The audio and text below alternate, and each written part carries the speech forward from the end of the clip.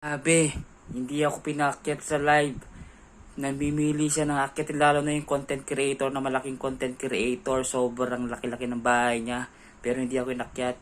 Minention lang yung mismong pangalan ko sa taas. Hello guys, good morning, good afternoon, and good evening po sa inyo lahat. For today's video, alam nyo ba guys, may kukwento ko sa inyo. Sobra.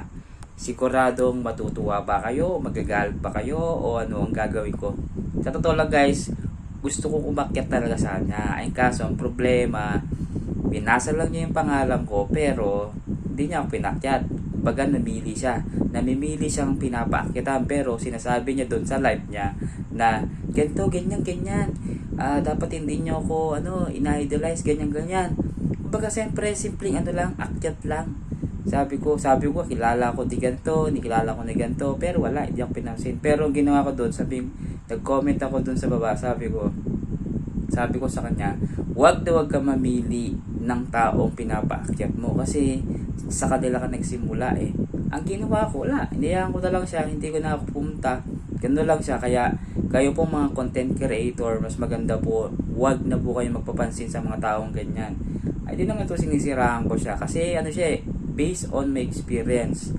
Kahit basta kung nakaka-relate po kayo sa gantong pangyayari sa akin guys, ayahan na lang natin siya.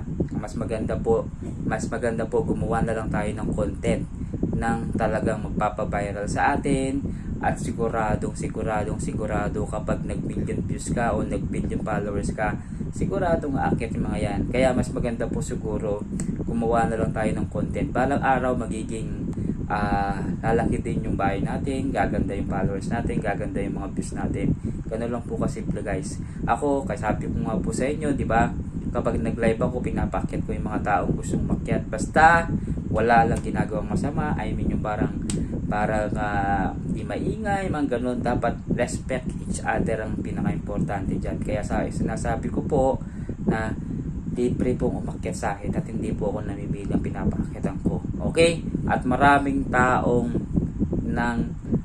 nagsasabi na ganito, ganyan, ganyan, doon. Kung alam mo lang po yung panahon dati na sobrang dami ng mga tao sa akin na umaakyat. Pero, hindi ko sila pinipili.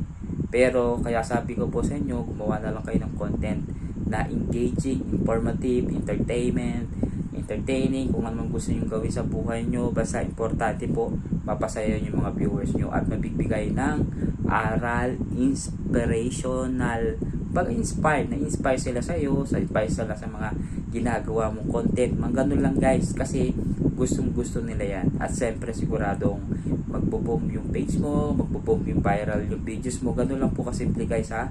At always yung sasabihin na maging humble lang po kayo lagi. Okay? Okay. Ang gagawin nyo po, huwag na kayo magpapansin sa mga taong ganyan. Magpapansin yan kapag bigyan mo ng tala. Okay, patala ka sa akin, 1,000. Papansinin kita, di ba?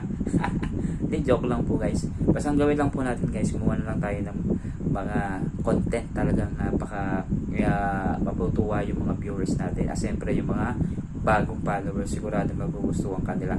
Yun lang ang pinaka the best way natin yung gagawin. Okay? Yun lang po guys. At sana may natutunan po kayo sa video na to guys. Kaya panoorin at follow nyo po ako at i-share nyo rin po itong video na to kung nasa inyo po, kung bukal sa puso nyo. Okay? Maraming salamat po sa inyo lahat, and ito po muli si Edward Laksina Kapogi ng Tarlac City. Thank you and God bless you all. Bye. From Team Zombie. Bye.